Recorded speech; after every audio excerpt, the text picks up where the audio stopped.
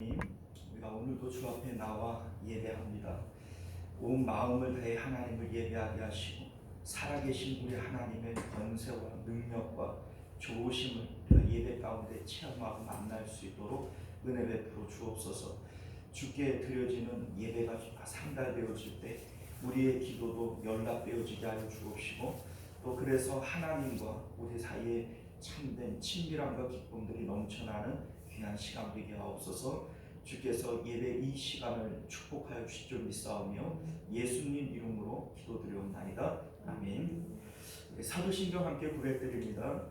전능하사 천지를 만드신 하나님 아버지를 내가 믿사오며 그 외아들 우리 주 예수 그리스도를 믿사오니 이는 성령으로 잉태하사 동정녀 마리아에게 나시고 본디오 빌라도에게 고난을 받으사 십자가에 못 박혀 죽으시고 장사한 지 사흘 만에 죽은 자 가운데서 다시 살아나시며 하늘에 오르사 전능하신 하나님 우편에 앉아 계시다가 저리로서 산자와 죽은 자를 심판하러 오시리라. 성령을 믿사오며 거룩한 공예와 성도가 서로 교통하는 것과 죄를 사하여 주시는 것과 몸이 다시 사는 것과 영원히 사는 것을 믿사옵나이다. 아멘. 자, 우리 찬송가 288장 함께 찬송하겠습니다. 찬송가 288장입니다. 예수를 나의 구주 삼고.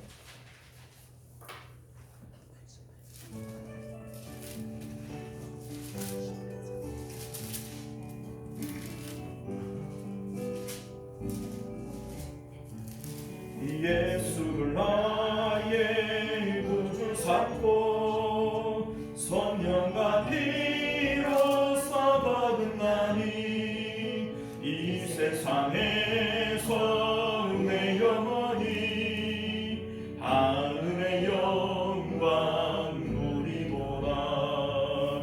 이것이 나의 간증이요 이것이 나의 찬송일세. 나 사는 동안 끊임없이 구주를 찬송하리로다. 온전히 주께 맡긴 내 영 사랑의 음성을 듣는 중에 천사들 왕래하는 것과 하늘의 영광 보리고. 아멘 아멘. 이것이 나의 간증이요 이것이 나의 찬송일세. 나 사는 동안 끊임없이 구주를 찬송하리로다. 주 안에 기쁨 누림으로 마음의 풍랑이 잔잔하니 세상과 많은 강도 없고 구속한 주만 보이. 아멘 아멘. 이것이 나의 간증이요 이것이 나의 찬송일세. 나 사는 동안 끊임없이 구주를 찬송하리로다.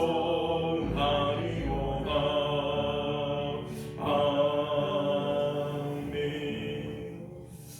찬송가 하나 더 합니다. 364장 내 기도하는 그 시간 함께 찬송합니다.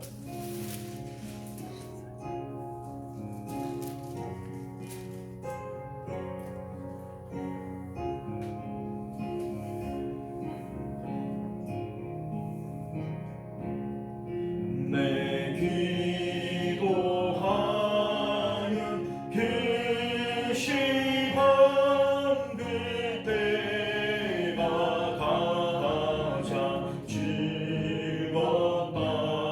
이 세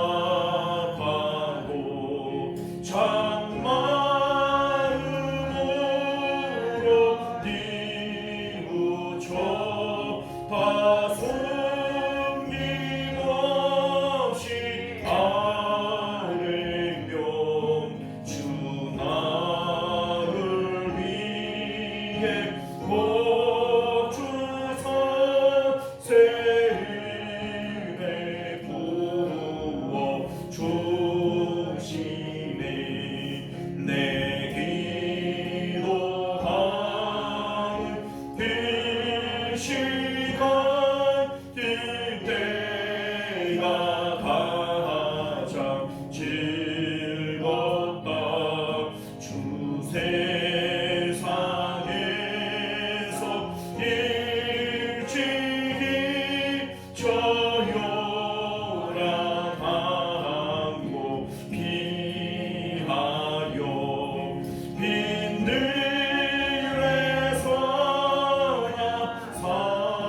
산에서 몸과 세워지네. 사 주 예수 지니 기도로 큰 몸을 보여 주셨네. 아멘.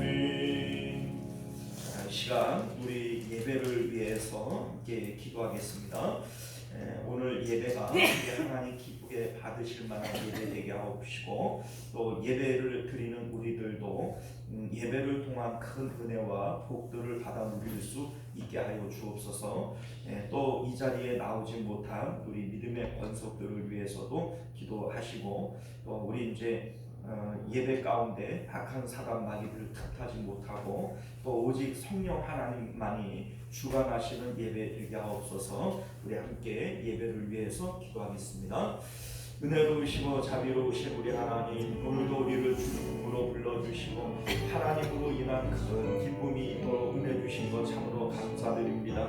주의 성령이 우리 가운데 임재하시고 하나님으로 인한 기쁨의 시간이 되게 하옵소서. 하나님께서 연락하실 만한 예배가 되게 하옵소서. 또 아버지 예배드리는 오직 우리들의 마음 가운데에는 하나님의 나라가 이루어지는 아버지 주님의 천국이 이루어지는 놀라운 역사들이 있게 하여 주옵소서. 오 우리 하나님께서 오늘도 우리 가운데 역사하여 주셔서 하나님으로 인한 큰 기쁨이 있는 귀한 시간 될 수 있도록 주님 은혜를 베풀어 주시기를 원합니다. 우리 하나님이여 주님 역사하여 주셔서 하나님과 아버지 교제하는 아버지 영적인 시간들이 되게 하여 주옵시고, 우리 하나님과 아버지 정말 주님으로 인한 아버지 기쁨의 시간들이 되어질 수 있도록 주님 역사하여 주옵시기를 간절히 바라옵나이다. 우리 하나님 오늘도 아버지여 예배할 때 아버지 우리 심령들이 하나님께만 집중되어질 수 있게 하여 주옵시고, 우리 하나님이여 말씀을 통하여 아버지 주님을 깊이 깨달으며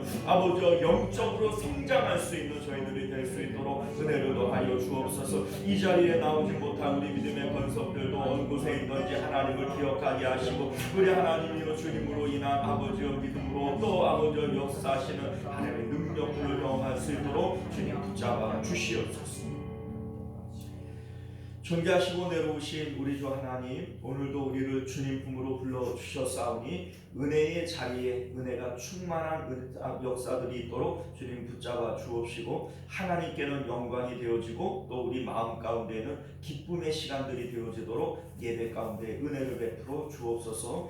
이 자리에 참여하지 못한 믿음의 권속들 어느 곳에 있든지 하나님을 기억하게 하시고 하나님으로 인한 아버지 우리가 기쁨이 있도록 주님 역사하여 주옵소서. 예수님 이름으로 기도드리옵나이다. 아멘. 자, 우리 하나님 말씀 나누도록 하겠습니다. 마가복음 9장 25절에서 29절까지 25절에서 29절까지 말씀 우리 교독하여 읽겠습니다. 예수께서 무리가 달려와 모이는 것을 보시고 그 더러운 귀신을 꾸짖어 이르시되 말 못하고 못 듣는 귀신아, 내가 내게 명하노니 그 아이에게서 나오고 다시 들어가지 말라 하시매, 귀신이 소리치며 아이로시 병면을 내리게 하고 나가니 그 아이가 죽음같이 되어 하는 바람의 사례를 죽었다 하나. 예수께서 그 손을 잡아 일으키시니 이에 일어서니라.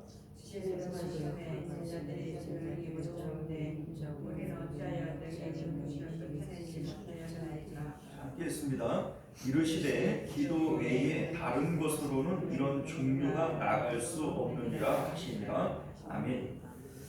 자, 우리 함께 기도하겠습니다. 존귀하신 우리 주 하나님, 오늘도 우리가 말씀을 통하여 하나님의 큰 뜻을 깨닫는 또 여러 가지 영적인 사실들을 우리가 깨닫는 귀한 은혜가 있도록 역사하여 주옵시고, 또 들을 귀가 또 주의 말씀을 들을 때 참 지혜가 우리 가운데 있도록 은혜 베풀어 주옵소서. 예수님 이름으로 기도드리옵나이다. 아멘.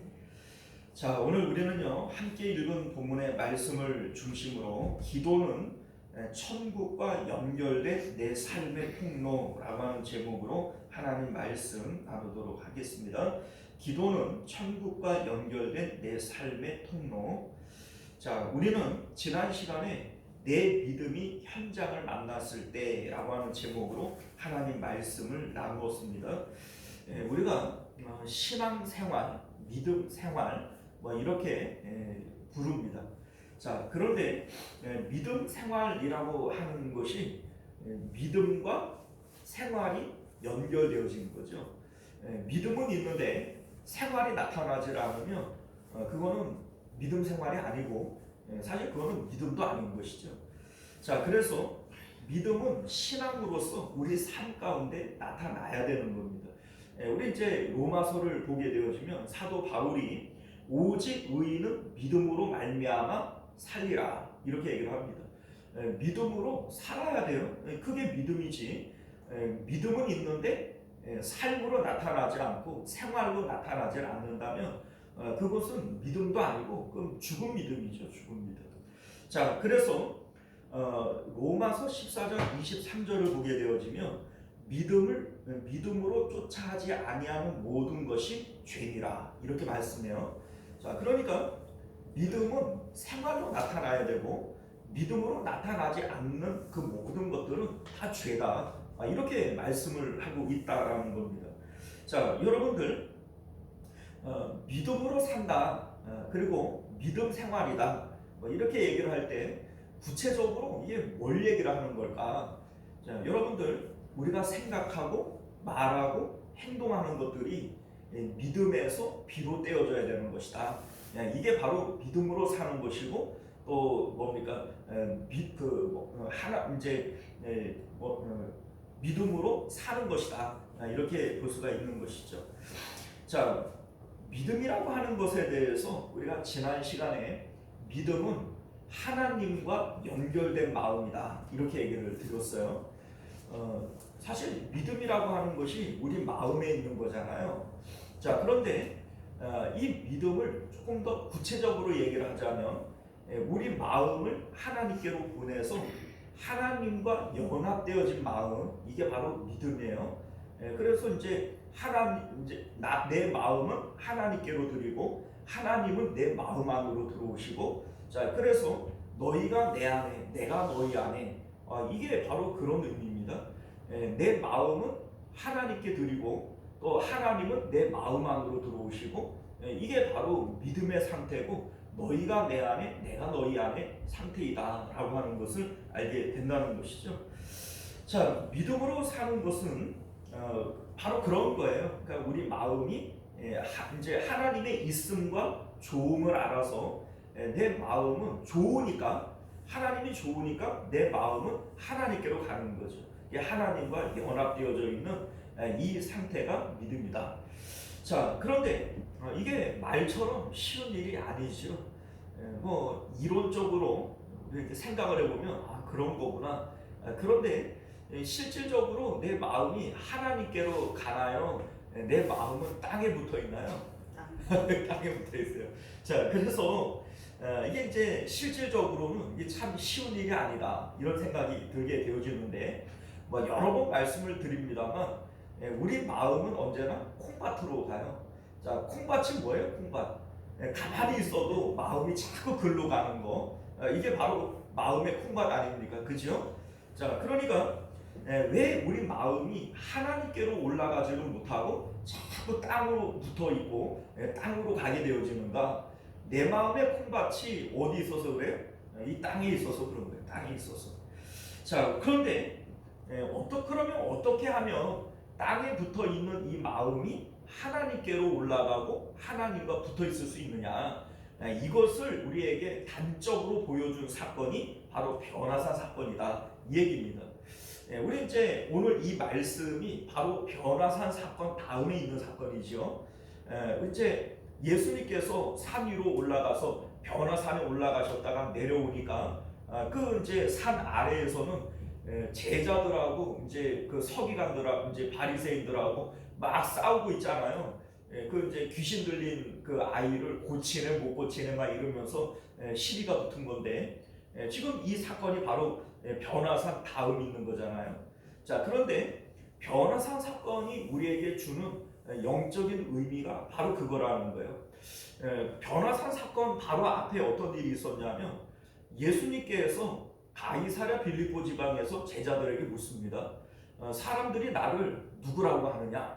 이랬더니 그 대표로 베드로가 뭐라고 해요? 주는 그리스도시고 하나님의 아들이십니다. 그 예수님으로부터 아주 큰 칭찬을 받지 않습니까?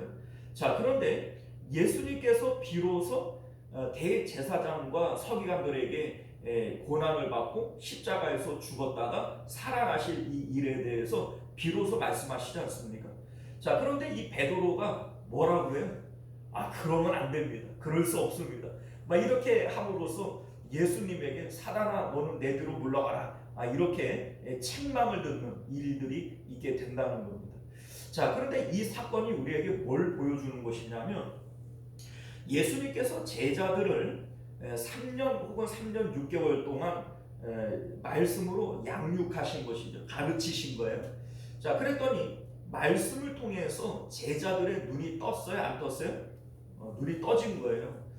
우리 이제 요 사건 바로 앞에 보면은 보지 못하는 나면서 못 보는 이제 이 사람을 예수님께서 고치실 때 아주 특이한 방법으로 고치잖아요.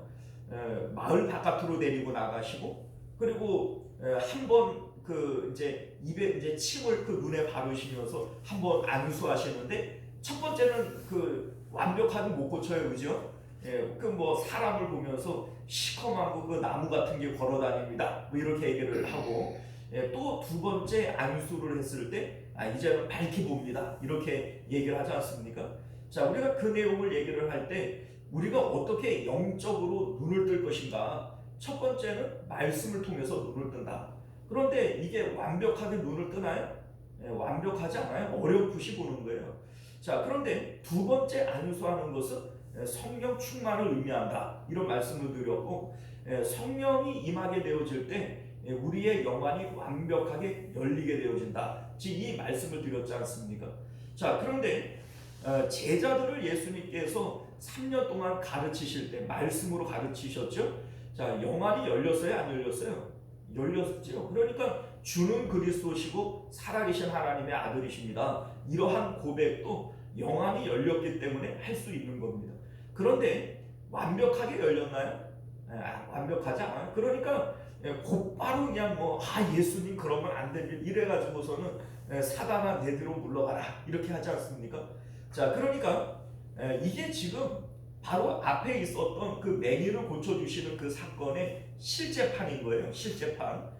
말씀을 배워서 아는 것이 완벽하게 눈이 떠지는 것은 아니지만 영안이 어느 정도는 열린다 이거죠.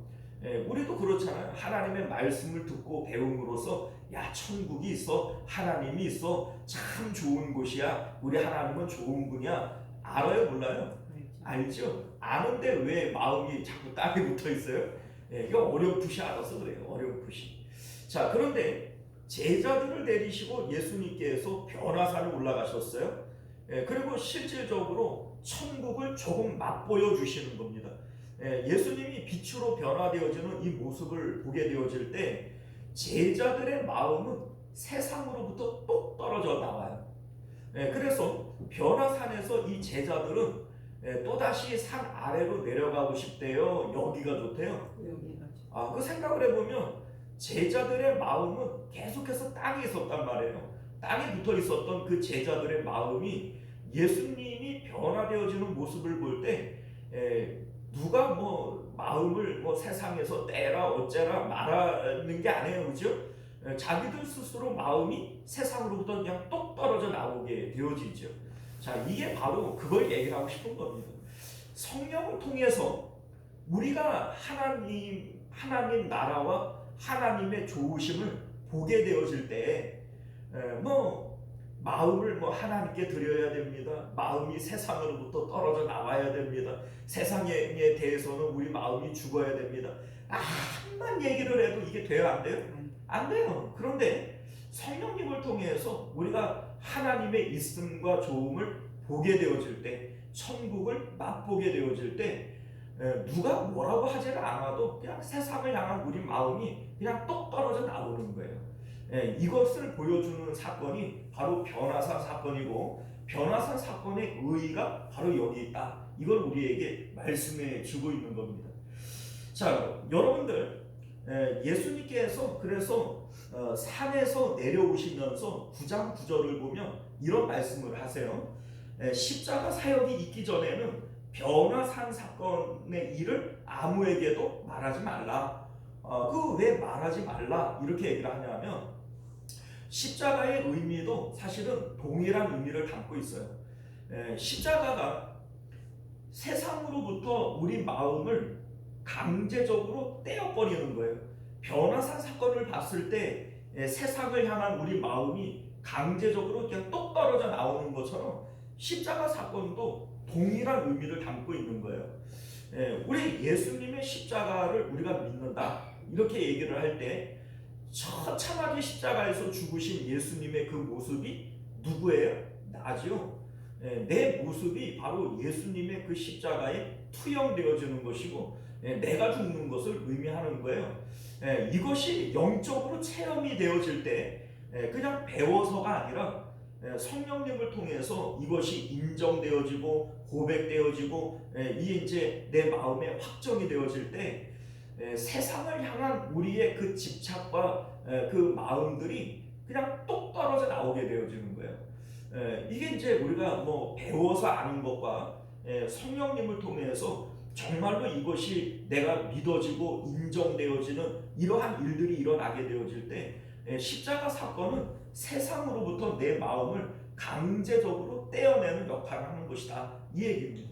자, 그런데 예수님이 맹인을 고치실 때에도 가장 먼저 한 일이 뭐예요? 데리고 마을 바깥으로 나가시는 거예요. 한적한 곳으로 데리고 나가시는 거예요. 이게 바로 십자가의 의미를 얘기를 하는 겁니다. 세상에 붙어있는 우리 마음을 떼어내어서 마을 바깥으로 데리고 나가시는 겁니다. 만약에 우리 마음이 세상으로부터 떨어지지 않은 상태라면 아무리 큰 표적과 이적을 보여준다고 할지라도 이러한 모든 것들을 우리는 삼켜버리는 자들이 되어버리고 말아요. 앞에서 보여줬던 이 바리새인들의 모습이 바로 그걸 의미하죠. 바리새인들은 7병이어의 이적이 있었단 말이에요. 예수님께서 5병이어를 일으키고 7병이어를 일으키고, 그런데 거기다가 대놓고 다른 표적 보여주십시오. 표적 보여주십시오. 이게 말이 돼요? 여러분들, 당신이 하늘로부터 온 표적을 보여주십시오. 예수님께서 5병이어 7병이어를 일으키는데 이게 하나님으로부터 온 표적이 아니면 뭐가 표적이란 말이에요 도대체, 그죠? 그런데 이 바리새인들이 이렇게 하는 이유가 뭐냐면, 이들의 마음은 지극히 땅에 붙어있기 때문에 어떤 표적을 보여준다고 할지라도 그 표적을 삼켜버리는 거예요. 어떤 표적을 보여줘도 죽은 사람을 살려내도 이 표적을 삼켜버리고, 오병이어의 이적을 보여줘도 표적을 삼켜버려요. 다른 표적 이렇게 자꾸 구하는 이유가 뭡니까? 이들의 마음은 땅에 붙어있기 때문에 표적을 삼켜버리는 거예요. 자, 그래서 예수님께서 변화산에 있었던 이 사건도 내가 십자가에서 죽었다가 부활하기 전에는 이거 사람들에게 얘기해 주지 말아라. 왜냐하면 어떤 얘기를 해줘도 이들은 표적을 삼켜버릴 것이기 때문인 것이죠. 그리고 이제 예수님께서 이제 바리새인들에게 이제 다른 복음서를 보면 내가 너희에게 보여줄 표적은 요나의 표적밖에 없다, 이런 얘기를 합니다. 요나의 표적이 뭐예요? 십자가의 표적이죠. 요나가 그 물고기 뱃속에서 사흘을 있었던 것처럼 예수님께서 무덤 가운데 사흘을 있게 되어진 이 표적, 내가 너희들에게 보여줄 표적은 그것밖에 없다. 자, 왜냐하면 어떤 표적을 보여줘도 마음이 땅에 붙어 있는 동안에는 그 모든 표적을 삼켜버리기 때문이다. 지금 이 얘기입니다. 자, 여러분들, 믿음이라고 하는 것은 우리 마음을, 땅에 붙어 있는 우리의 마음을 떼어내어서 하늘에 있는 하나님께로 올려보내는 거예요. 그래서 하나님과 연합되어지고 하나님과 함께하는 마음, 이게 바로 믿음이다. 그리고 이 믿음이 우리 안에 있을 때에는 이 믿음으로 살아가야 된다. 자, 믿음으로 산다라고 하는 것은 내가 생각하는 것, 내가 말하는 것, 내가 행동하는 것, 이 모든 일들에 믿음이 개입해야 되는 거예요. 믿음이 나타나야 되는 거예요. 믿음으로 하지 않는 모든 것이 죄다. 내가 말하고 생각하고 행동하는 것들 가운데 믿음으로 나타나지 않는 것들은 이게 다 하나님과 연관이 없는 죄에서 나오는 것들이다. 이렇게 성경이 말씀하고 있는 것임을 믿으실 수 있기를 바랍니다. 자, 그런데 오늘 이제 그 예수님이 변화산에서 내려오셨을 때에 그 이제 산 아래에서 남아있던 제자들이 그 귀신 들려서 간질하고 못 듣는 이런 아이를 데리고 온 이 아버지가 있었고, 이제 제자들이 이제 그 병을 한번 고쳐보겠다, 귀신을 한번 내쫓아보겠다, 이렇게 시도를 했는데 됐어요, 안 됐어요? 안 됐어요, 그죠? 그러니까 이제 그 서기관들, 이 서기관들은 예수님이 뭐 잘못하는 게 있나 없나 이렇게 그 이제 책 잡을 것을 이렇게 보고 있는데, 그 때마침 잘 걸렸잖아요. 그러니까 니들이 뭐 하는 짓이 그렇지, 귀신을 쫓아내기는 뭘 쫓아내, 뭐 이러면서 또 이제 서기관들하고 그 이제 말다툼이 일어나게 되어지지 않습니까? 자, 그런데 산 아래로 내려오신 예수님께서 이들에게 하시는 말씀이 뭐냐면 믿음이 없는 세대다, 이렇게 얘기를 하셨다는 겁니다. 자, 그러니까 이 결과적으로 이들이 귀신을 쫓아내지 못한 이유가 뭐라는 거예요? 믿음이 없기 때문이다. 믿음이 없는 세대여, 내가 언제까지 너희들을 참으리요, 뭐 이런 얘기를 하시지 않습니까? 자, 그러니까 귀신을 쫓아내지 못하고 병을 고치지 못한 것은 믿음이 없기 때문인데, 자, 이 믿음이 뭐라고 그랬어요? 믿음은 뭐라고 그랬어요? 여러분들, 하나님의 능력을 믿고 의심하지 않는 것, 이거를 우리는 믿음이라고 생각을 해요. 아니라는 겁니다. 이 본문이 우리에게, 물론 뭐 그것도 믿음의 한 부분일 수는 있지만, 성경이 우리에게 말씀하고자 하는 믿음이라고 하는 정의는 그게 아니라는 거예요. 자, 무슨 얘기냐면 우리의 마음이 세상 가운데에서 우리 삶의 현장에서 떠나서 하나님께로 올라가고 하나님과 연합되어져 있는 이 상태를 성경은 우리에게 믿음이다, 이렇게 얘기를 하고 있는 것이지, 하나님은 병을 고칠 수 있어, 하나님이 귀신을 물리칠 수 있어, 나는 믿어, 나는 의심 안 해, 이게 믿음이 아니라는 거예요. 이걸 우리가 착각하고 있는 거죠. 자, 왜 그런지를 한번 살펴보면요, 이 세대가 왜 믿음이 없다 이런 얘기를 하냐면, 지금 그 자리에 예수님의 제자들, 또 서기관들, 또 이제 귀신 들린 아이를 데리고 온 아버지, 귀신 들린 아이, 뭐 이런 여러 종류의 사람들이 함께 있지 않습니까? 그런데 그들 가운데 어느 누구도 마음을 그 현장에서 떼어내어서 하나님께로 보낸 사람이 있나요? 없죠. 그게 그러니까 어느 누구도 믿음을 갖지 못했다, 믿음이 없는 세대들이다, 이렇게 얘기를 하고 있는 겁니다. 자, 제자들의 마음은요, 지금 당장 눈앞에 있는 귀신 들려 간질하는 아이에게 붙들려 있어요. 그죠? 그리고 서기관들의 마음은 어때요?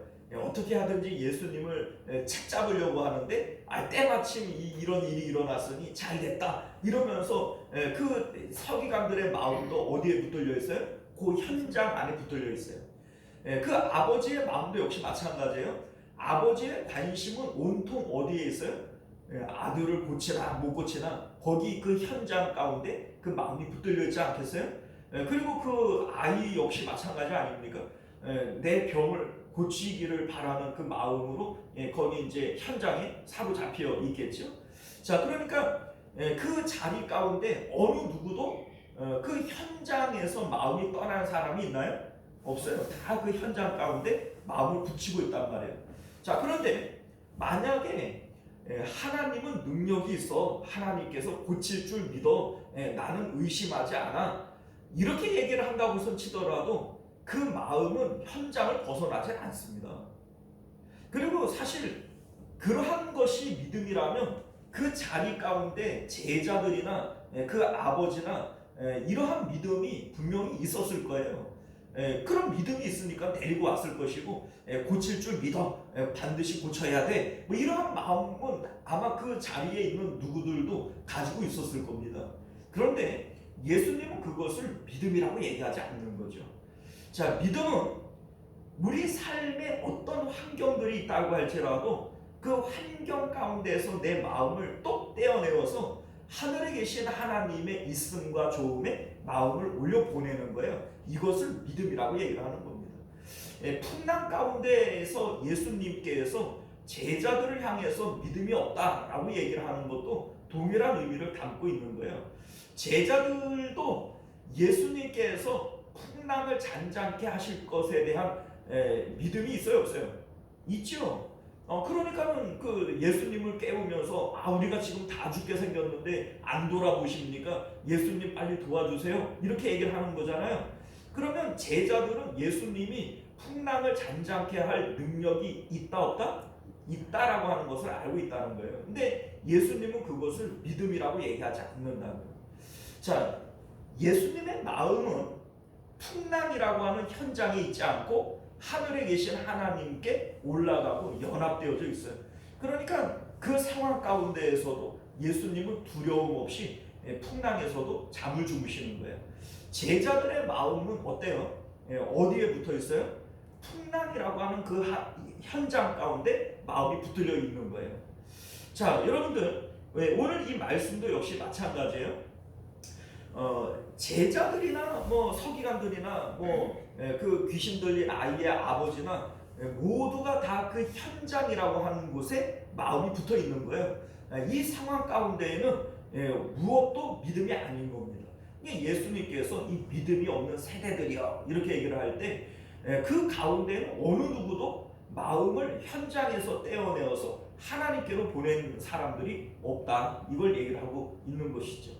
자, 그런데 우리가 성경을 보게 되어지면 믿음의 사람들은 언제나 이 마음을 현장에서 떼어내어서 하나님께로 보내고 하나님과 연합한 것이다 라고 하는 것을 알게 된다는 겁니다. 자, 이를테면 다윗을 볼까요? 우리 다윗이 믿음이 좋지요. 자, 그런데 이 다윗이 때로는 뭐 사울 왕에게 이제 쫓기면서 죽을 위기도 있고 막 어려움이 있잖아요. 그런데 다윗이 뭐라고 기도를 하냐면 여호와는 나의 반석이시요 요새이시요 나의 산성이시니 내가 두려워하지 않겠습니다, 뭐 이러잖아요. 자, 그게 무슨 의미예요? 지금 사울 왕이 지금 나를 죽이려고 쫓아와요. 손만 뻗으면 내가 잡힐 수 있는 그러한 거리까지 지금 좁혀왔어요. 그런데 그 상황 가운데 호랑이 굴에 물려가고 정신을 바짝 차려야지 그러면서 마음을 현장 가운데 두나요? 그게 아니라는 거예요. 다윗은 하나님을 나의 요새요 반석이요 나의 산성이요 뭐 이러면서 마음을 현장에서 떼어내어서 어디로 보내는 거예요? 하나님께로 보내는 거예요. 하나님이 나의 방패이시고 나의 산성이시고 내가 하나님께 피했습니다, 내가 하나님께 피하리로다, 뭐 이런 얘기를 하잖아요. 어떻게 피해요? 몸이 피하는 거예요? 마음이 피하는 거예요? 마음이 피하는 거예요. 마음을 하나님께로 보내서 하나님과 연합하는 거예요. 이게 바로 믿음이라고요. 자, 여러분들, 베드로가 감옥 안에 갇혀가지고서는 내일 죽기로 결정이 되어져 있어요. 자, 그런데 이 베드로가 감옥 안에서 뭐 하죠? 잠자잖아요. 내일 죽게 생겼는데 한번 해봐요, 그게 되나? 자, 그런데 여러분들, 베드로가 감옥 안에서 내일 죽을 지경이라도 마음을 어디로 보내요? 하나님께로 보내는 거예요. 그러니까 그 마음 가운데에는 풍랑에서 잠을 주무시는 예수님처럼 마음의 평강이 생겨나고 감옥 안에서도 잠을 잘 수 있고. 자, 그런데 우리는 살고 죽고를 이미 나는 내일 죽기로 결정되어져서 아이고 이제 나는 끝났네. 그 아니에요, 여러분들. 베드로가 살았어요, 죽었어요? 살았어요. 여러분들 삶의 현장, 우리 삶의 내용이 죽게 되어졌다고 죽는 게 아니에요. 살고 죽는 건 하나님의 뜻에 담겨 있는 겁니다. 우리가 이제 성경을 통해서 그러한 것들을 믿으실 수 있기를 바라요. 바울과 실라도 역시 마찬가지예요. 억울하게 매를 맞고 감옥에 던져졌어요. 그런데 찬송하고 기도한단 말이에요. 자, 어떻게 그럴 수 있죠? 아니, 지금 억울해 죽겠고 아파 죽겠고 그런 거 아니겠어요? 그런데 왜 찬송하고 기도하고 기뻐하죠? 마음을 현장에서 떼어낸 거예요. 그 마음이 현장 가운데 붙어 있으면 아프고 쓰리고 억울하고 그게 찬송이 나오겠어요? 감사가 나오겠습니까? 될 수가 없어요. 그러니까 믿음이라고 하는 것은 언제든지 내 삶의 현장 가운데에서 내 마음을 떼어내야 이게 믿음이다. 그리고 그 마음을 하나님께로 보내고 하나님과 연합되어지는 것이 이게 믿음이다 라고 하는 것을 믿으실 수 있기를 바랍니다.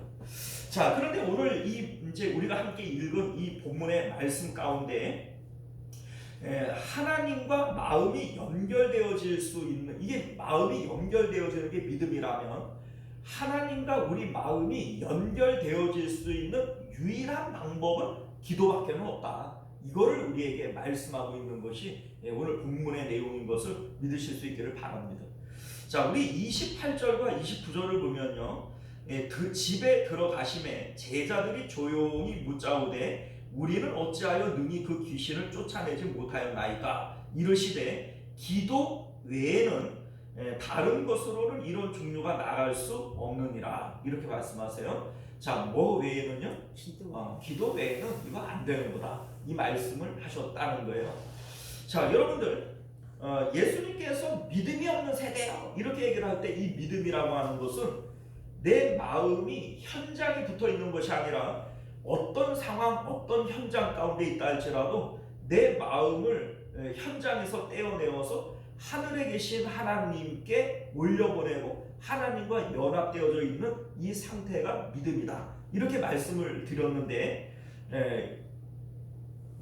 제자들이 그 병을 고치지 못한, 귀신을 쫓아내지 못한 이유는 믿음이 없기 때문이다. 믿음이 없는 세대요. 이렇게 얘기를 했잖아요. 그런데 믿음이 없는 것, 이게 믿음이 없다라고 하는 것은 마음이 하나님과 연결됐다, 안 연결됐다? 연결되어지지 않았다. 이거를 얘기하는 것이란 말이에요. 그런데 예수님께서 지금 이제 29절에서는 뭐라고 말씀하시냐면 너희가 마음이 하나님과 연결되어지기 위해서 하나님과 연결되어지는 게 믿음이고 그 믿음 가운데에서만 능력이 나타나는 건데 기도 외에는 하나님과 연결되어질 수 있는 방법이 없다 이렇게 얘기를 하고 있는 거예요. 자, 여기서 기도라고 하는 것이 우리가 이제 각 잡고 딱 앉아가지고 두 손 모으고 하나님 앞에 기도하는 이것만을 얘기하는 건 아니에요. 마음이 하나님과 연결되어지는 우리 마음을 하나님께로 올려보내서 하나님과 연결되어지는 이 모든 행위들을 기도라고 얘기를 하는 겁니다. 그 만약에 우리가 각 잡고 앉아가지고 기도하는 것만 기도다 이렇게 얘기를 할 것 같으면 쉬지 말고 어떻게 쉬지 말고 기도해요? 각 잡고 앉아가지고 기도하면 밥도 먹지 말고 잠도 자지 말고 그래야지 되는 거 아니에요? 자, 그런데 쉬지 말고 기도해라 이 얘기는 24시간 기도해라 이 얘기잖아요. 24시간 중에서 23시간은 기도하고 1시간을 힘들어 쉬면은 쉬지 말고 기도하는 거예요? 쉬고 기도하는 거예요? 쉬고 기도하는 거죠. 자, 그러니까 쉬지 말고 기도해야 된다라고 얘기를 하는 것은 24시간 365일 기도하고 있어야 되는 것이다 이 얘기인데 이게 가능한가요? 불가능하잖아요. 우리가 뭐 각 잡고 앉아가지고 뭐 두 손 모으고 무릎 꿇고 그렇게 기도하는 것만 이게 진짜 기도고 뭐 나머지는 그 기도 아니다 이렇게 얘기를 할 것 같으면 항상 기도하라, 쉬지 말고 기도하라, 이건 불가능한 일이에요.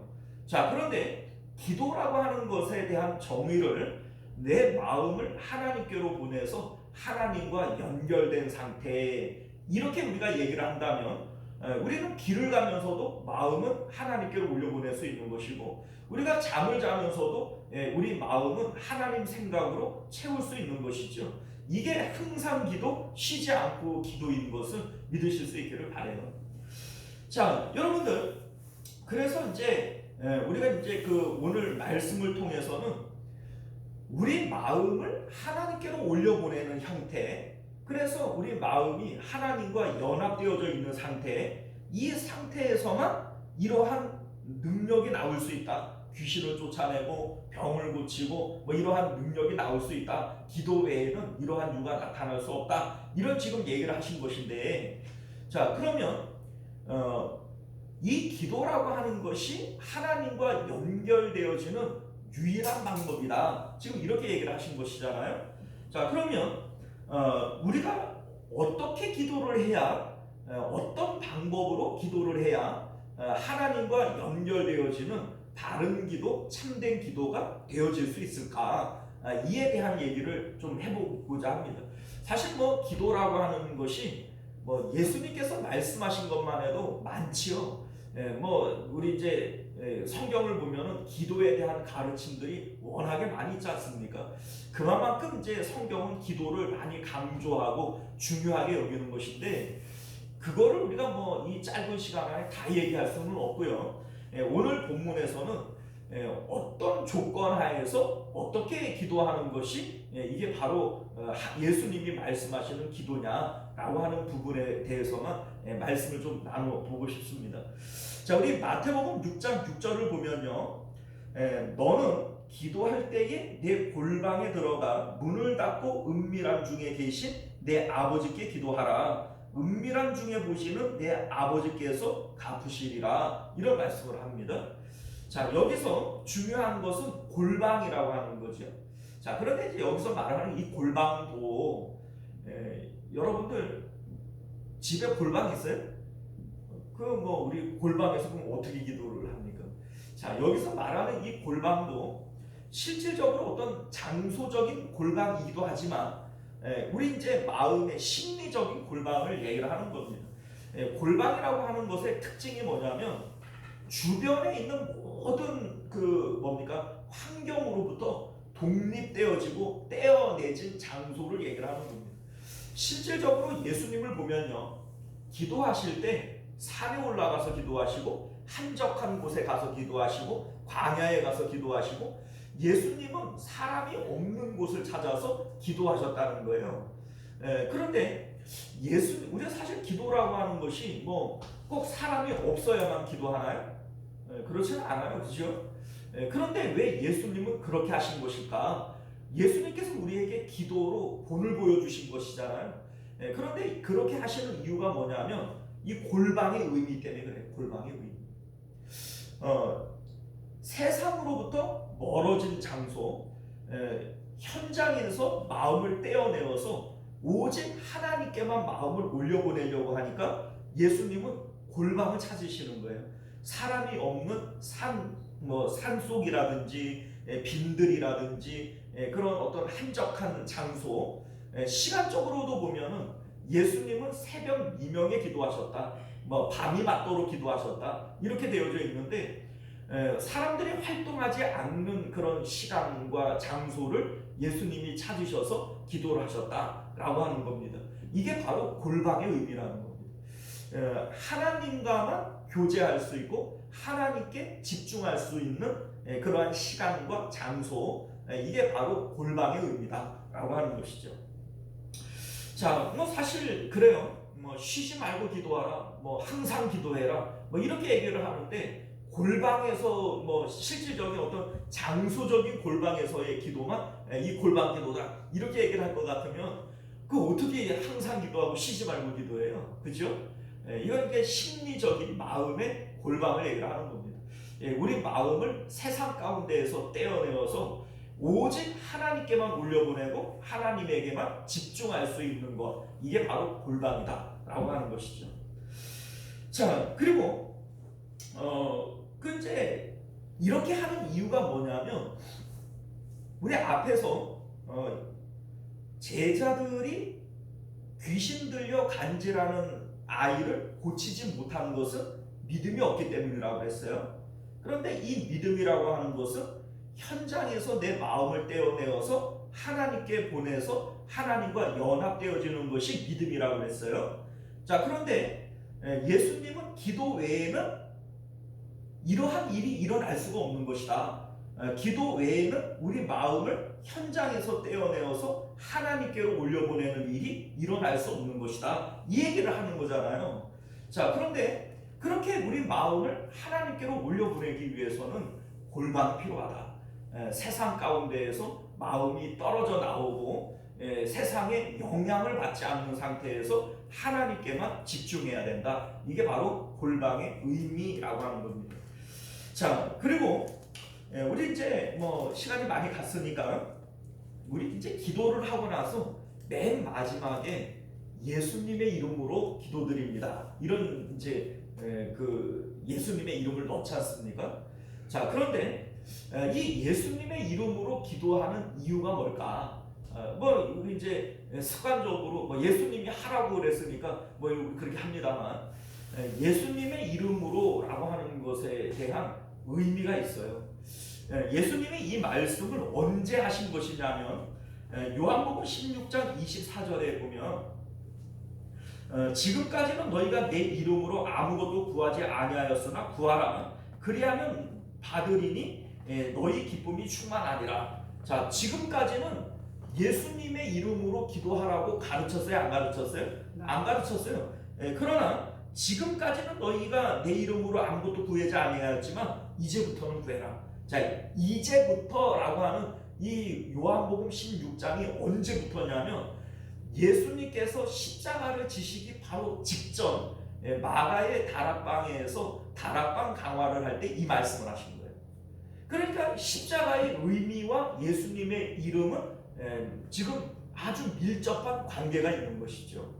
그냥 우리가 예수님의 이름으로 기도드립니다 라고 하는 것은 십자가의 예수님을 기억하고 그 이름으로 기도를 하는 겁니다.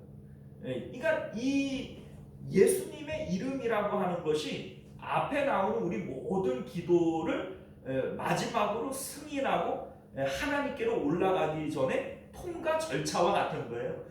이 이름이 바로 그런 의미를 담고 있다는 겁니다. 자, 그런데 십자가의 예수님은 어떤 의미죠? 세상에 대한 죽음으로 의미하는 거예요.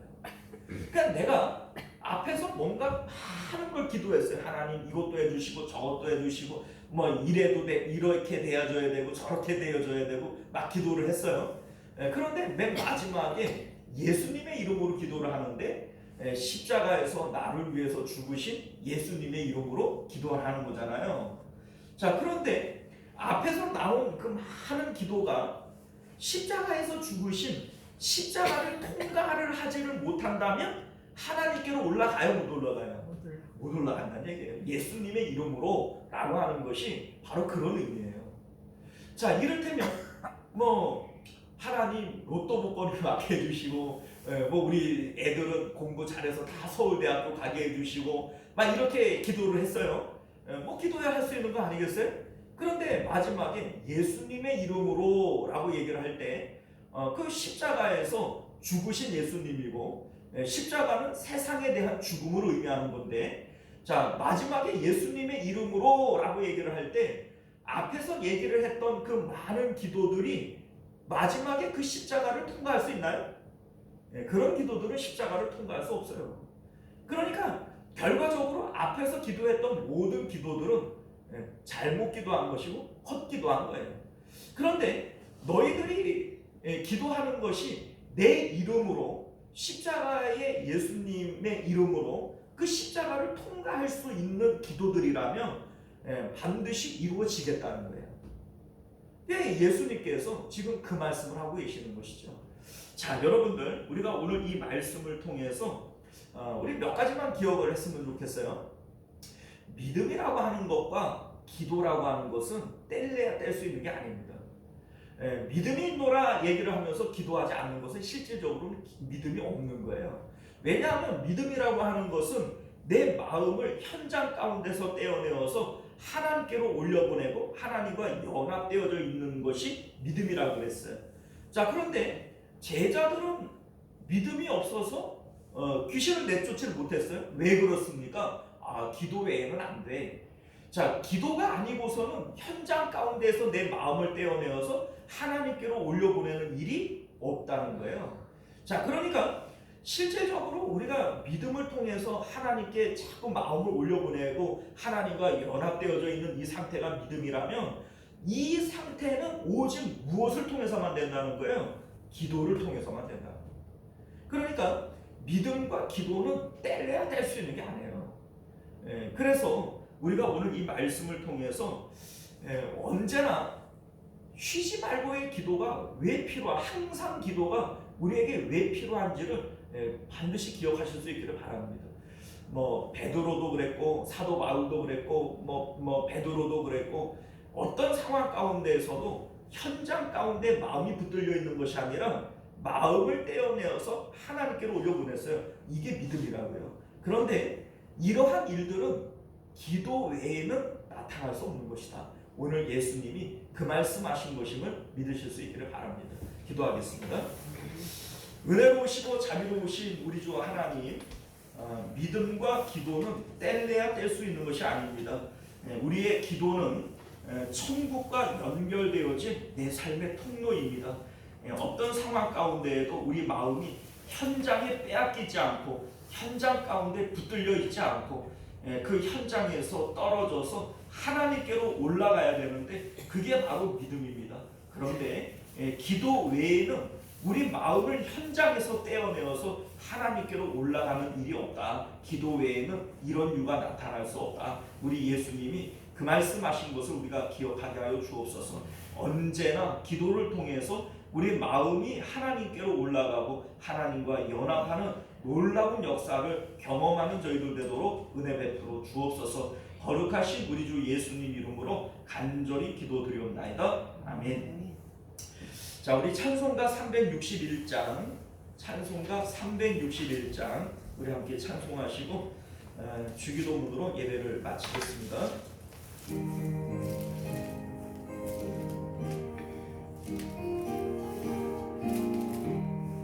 기도하는 이 시간 주께 무릎 꿇고 우리 곳에 주 앞에 나아가네. 믿음으로 나가면 주가 보살피사 피시는 은혜를 주네. 거기 길이 뿐이네. 기도 시간에 복을 주시네. 고난 내 마음속에 기쁨 충만하네. 기도하는 이 시간 주가 곁에 오사 인자하신 얼굴로 귀 기울이네. 우리 마음 비우고 주를 의지하며 드신 은혜를 주네. 거기 길이 뿐이네. 기도 시간에 복을 주시네. 고난 내 마음속에 기쁨 충만하네. 기도하는 이 시간 주께 엎드려서 은밀하게 구할 때 고dun가 받네. 잘못된 것 알면 측은히 여기사 크신 은혜를 주네.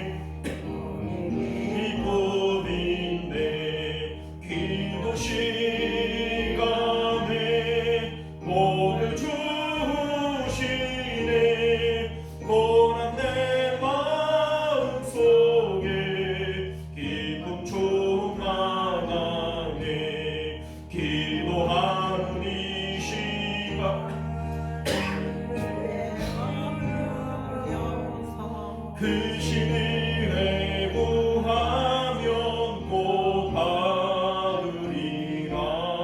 의지한 마음에 근심 사라지고 근심을 해를 주네. 더 깊이 기쁨인데 기도 시간에 복을 주시네. 고난 내 마음속에 기쁨 충만하네. 자, 우리 주기도문으로 예배 마칩니다. 하늘에 계신 우리 아버지여, 이름이 거룩히 여김을 받으시오며 나라가 임하시오며 뜻이 하늘에서 이룬 것 같이 땅에서도 이루어지이다. 오늘 우리에게 요할 양식을 주시옵고 우리가 우리에게 죄 지은 자를 사하여 준 것 같이 우리 죄를 사하여 주시옵고 우리를 시험에 들게 하지 마시옵고 다만 악에서 구하시옵소서. 나라와 권세와 영광이 아버지께 영원히 있사옵나이다. 아멘.